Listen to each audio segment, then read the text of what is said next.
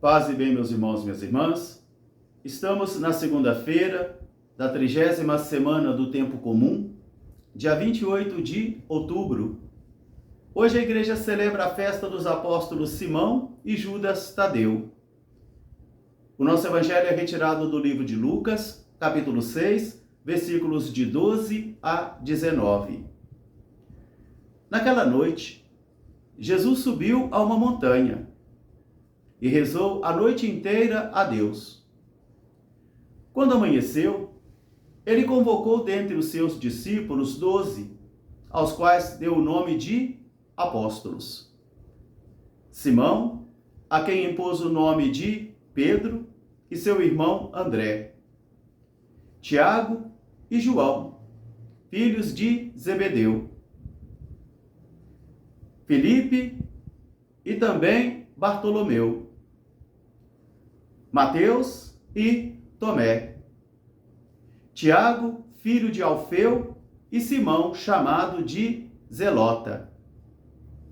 Tiago, filho de Judas, e Judas Iscariotes, aquele que fora o traidor. Depois Jesus desceu com eles para um lugar plano, e ali encontrou muitos outros dos seus discípulos, e uma multidão que viera da região da Judéia, de Jerusalém, do litoral de Tiro e também de Sidônia. E todos vieram para escutar a palavra de Jesus e serem curados também dos seus males. Aqueles que estavam atormentados por espíritos maus também ficavam libertados. E todos queriam tocar Jesus, porque saía dele uma força que curava a todos. Palavra da salvação. Meus irmãos e minhas irmãs, novamente estamos diante da palavra de Deus, a palavra pão, uma palavra que deve nos alimentar dia após dia, porque este alimento é que vai fazendo acontecer em minha vida e em sua vida também as grandes revoluções de Deus em nosso coração. E ali nós teremos também o discernimento para combatermos as grandes batalhas interiores, grandes batalhas secretas que eu e você travamos. E cada homem e cada mulher trava as suas batalhas secretas. Batalhas às vezes profundas, que nós chamamos de batalha espiritual. Na primeira leitura de hoje, nós vamos encontrar o apóstolo ainda se dirigindo à comunidade dos Efésios e, principalmente, resgatando em eles a consciência da vida cristã. Ele diz: antes não eras um povo, agora sois um povo.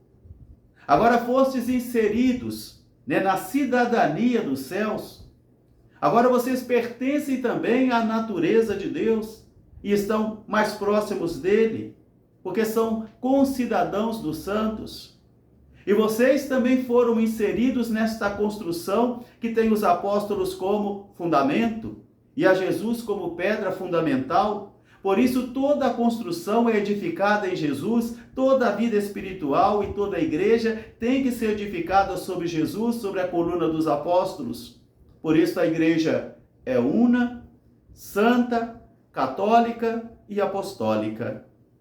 Una, santa, católica e apostólica. Una porque é uma só. Santa porque Jesus está na igreja, não está fora da igreja. Jesus é o Senhor da igreja. E toda a igreja está edificada sobre esta rocha, que é Jesus. Apostólica porque nós nascemos também sobre os apóstolos, sobre a estrutura dos apóstolos, as colunas da fé. Católica porque a palavra católico significa a mesma no mundo todo. Una, santa, católica e apostólica. Então hoje, meus irmãos e minhas irmãs, novamente o evangelista Lucas vai nos apresentar o surgimento do colégio apostólico. Dentre todos os discípulos de Jesus, que eram muitos, aqueles discípulos que estavam mais próximos dele, aqueles discípulos que estavam um pouquinho mais distantes, mas que também estavam trabalhando na messe do Senhor, na seara do Senhor. E após um tempo de convivência, então, após uma noite inteira de oração, de discernimento, de apresentar ao Pai os projetos, é aí que Jesus então vai escolher 12. 12 aos quais ele apresenta também ao Pai. 12 que ele escolhe a partir do discernimento do Pai. E o interessante aqui é que nós não sabemos qual foi o critério. Não sabemos. Só sabemos que Jesus escolheu esses daí com uma autoridade particular, porque eles receberiam a sua autoridade, o seu poder, a sua autoridade. Agiriam e falariam também em persona Christi, em nome de Cristo. E aqui está então o colégio apostólico dos nossos bispos. Importante, porque quando temos qualquer questão de dúvida sobre a fé, é a eles que nós temos que recorrer para buscar as luzes e os fundamentos da nossa fé. E aqui então o evangelista de hoje vai apresentando o surgimento desse colégio apostólico. Autoridade da igreja, canônico, uma comunidade canônica que detém em si uma autoridade recebida do próprio Cristo para poder continuar a sua missão. Percebendo que seus dias estavam findando e percebendo que a sua ação neste mundo também estava terminando, Jesus então constitui o grupo dos 12 para que a missão pudesse percorrer o mundo inteiro e pudesse acontecer também no mundo inteiro, sobre a força do Espírito Santo e também inspirados em Jesus. Por isso Jesus escolhe então os 12. Estes 12 que são mencionados no Evangelho de hoje. E dentre eles, diz o nosso evangelista, está também aquele que se converterá no traidor. E eu posso ser um traidor da fé.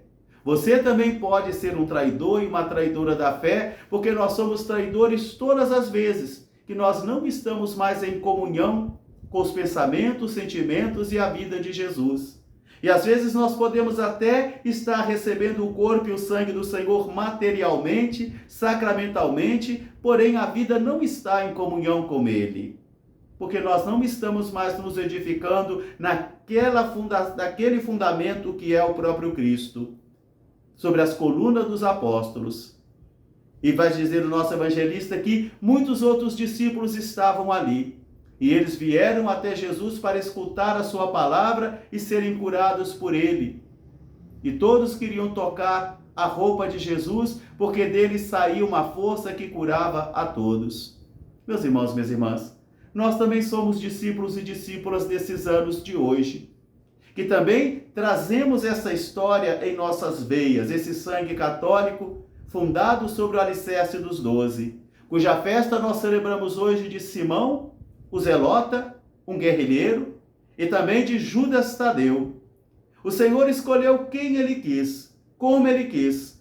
Escolheu um Pedro inseguro, escolheu um guerrilheiro chamado Simão, escolheu um cobrador de impostos chamado Mateus, e até escolheu também aquele que viria a ser o traidor do próprio colégio apostólico, que é Judas Iscariotes. E se naquele momento todas as pessoas desistissem de Jesus por causa do mau exemplo de Judas e da conduta de Judas, nós não estaríamos aqui hoje.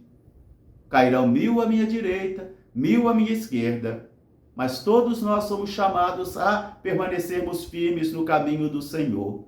Porque um outro caiu, porque um outro errou, porque um outro se distanciou, porque um outro se desviou, eu não preciso me desviar e nem cair por causa dele. E nem colocar também a minha fé sobre ele, porque nenhum homem pode salvar. Nós devemos colocar a nossa fé no próprio Senhor.